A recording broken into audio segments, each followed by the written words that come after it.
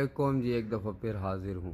اچھا، آپ اگر قرآن شریف کے ریگولر ریڈر ہیں یا نہیں بھی ہیں تو میں آپ کو بتا دیتا ہوں کہ شیطان کا جو پہلا وار ہوا تھا وہ بے حیائی کے متعلق ہوا تھا۔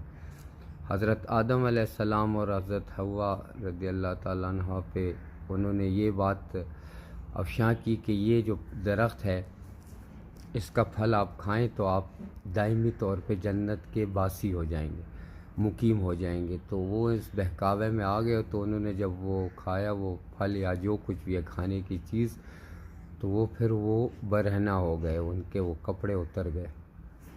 یہ وہ فرسٹ اٹیک تھا کہ جو شیطان نے کپڑے اتروائے۔ آج کل بھی دیکھیں کیا ہو رہا ہے، یورپ اور امریکہ میں دیکھ لیں کپڑے اتر رہے ہیں۔